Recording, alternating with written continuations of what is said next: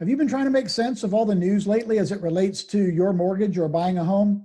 Well, that's what we're talking about on this video. So let's get started.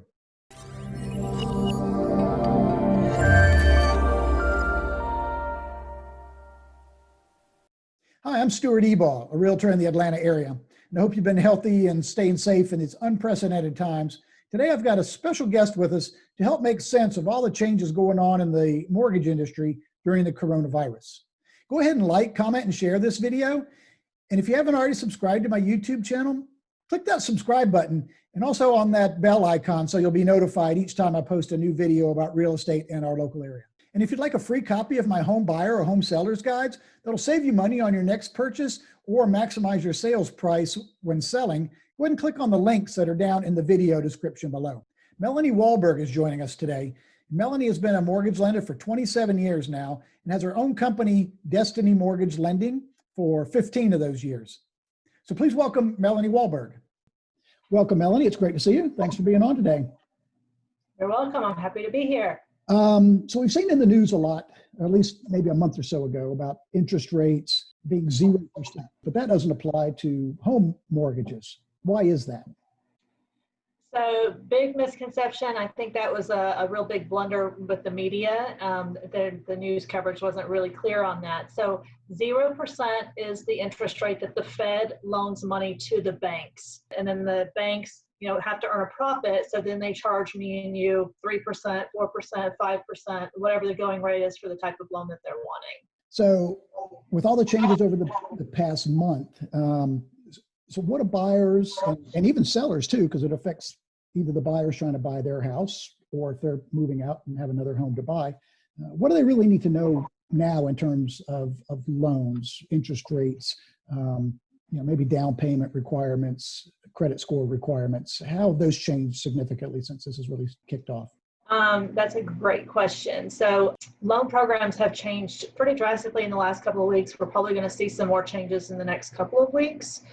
So my best recommendation is anyone that has qualified to buy a home and that you have that qualification letter in hand and you're shopping for a house, you need to check back in with your loan officer and make sure that qualification is still valid. 2 weeks ago, you could get a mortgage with a 550, a 580 credit score. You can't today. Minimum credit score is 640, and it's expected that that's probably going to rise to a minimum of 680 in the next couple of weeks, depending on if the government decides to step in and help the situation and loosen the guidelines. Interest rates right now are really low. Actually, interest rates today are lower than they were last week, which is amazing. So interest rates are still really good. It's a great time to buy a house.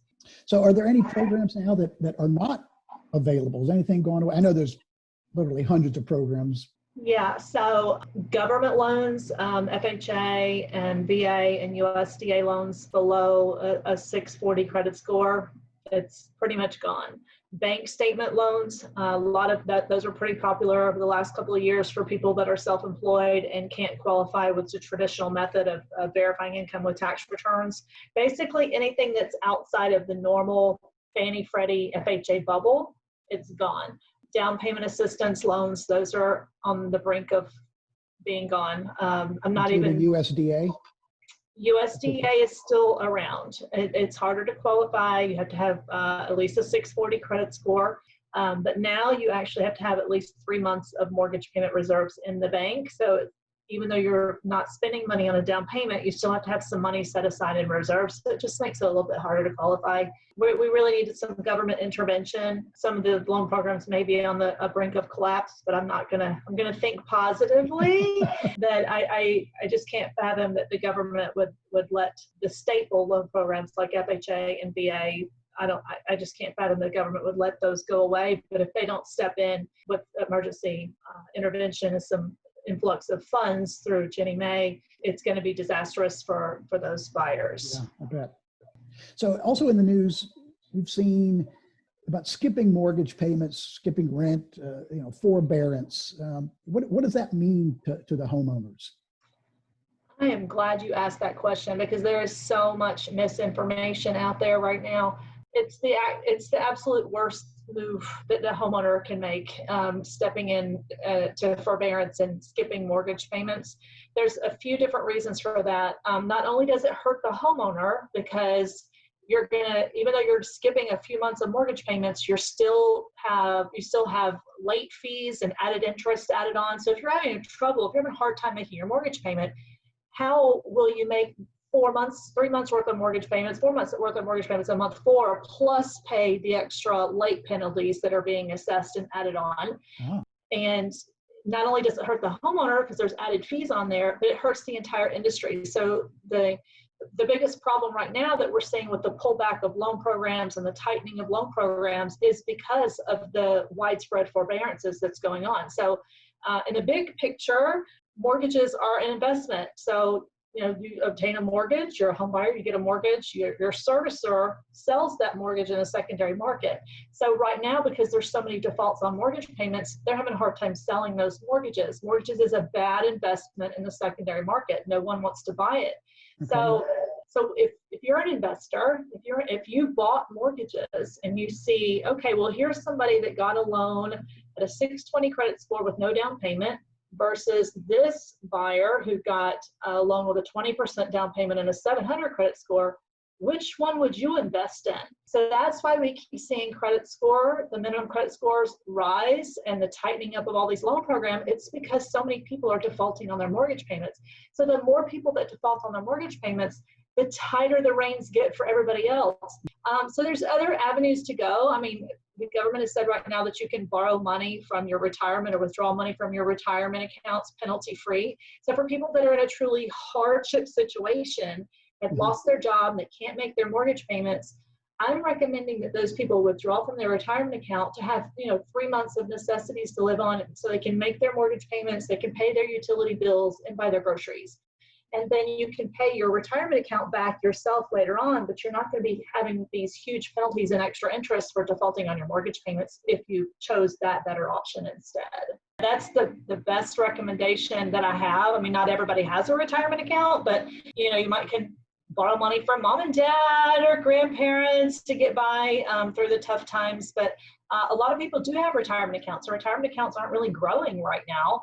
So rather than put yourself in a worse situation by added on penalties and interest by not paying your mortgage payments, I think it's better to withdraw that money from retirement and keep paying your minimum payments due on everything on your mortgages. That helps you personally. It also helps the industry, so that if your brother or sister wants to buy a house, they can more likely buy a home without the continuing tightening of the reins on loan programs. After America gets back to work, we're probably going to see the reins loosening a bit on the loan programs, okay. But it could be 6 months or a year before you can buy a house with a 580 credit score. It's going to be a slow progression. We have to get past the mortgage defaults first. The unemployment rate needs to drop, and mortgage defaults need to drop. Then things will start to stabilize and return to normal, but we just don't know how long that's going to take. Right. You touched on it before. In your expert opinion, is this still a good time to buy a house? This is a great time to buy a house. And one of the big reasons why, as more and more people could potentially be foreclosed on later, we're going to see rents rise. Whenever there's hard times, whenever we're headed into a recession, that's usually when landlords raise the rents. Right now, there's already a pretty big spread between what a mortgage payment is and what rent is. On the exact same house, the mortgage payment is lower than what rent is. Rent is very expensive.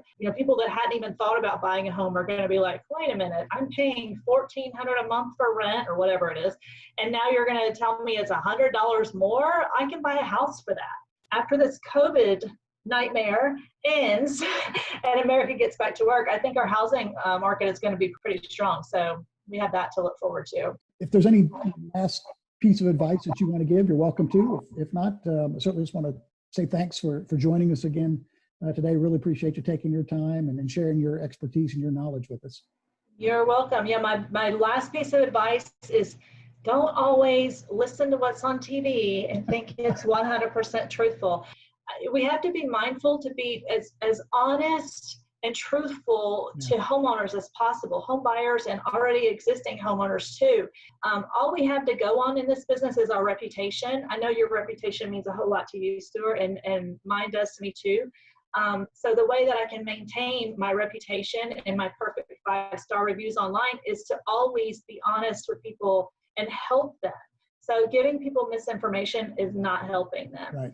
Well, terrific. Again, I appreciate it. If viewers today wanted to reach out to you to talk about possibly buying a home or refinancing their current home, would that be okay to share your contact information with them here at the end of the Sure, video? absolutely. Yeah. Well, appreciate you again coming on today and sharing your expertise. So thank you. Awesome. And again, Let me know if I can help further. I'm happy to help. well, we appreciate it.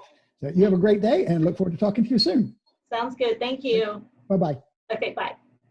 As Melanie mentioned, our goal is to provide you with the best information and service possible so you can make smart decisions about your home mortgage and home buying decisions. So if either one of us can help you, simply email or call us. Our contact information will be right here at the end of the video. Well, thanks again for joining us, and I look forward to seeing you on the next one.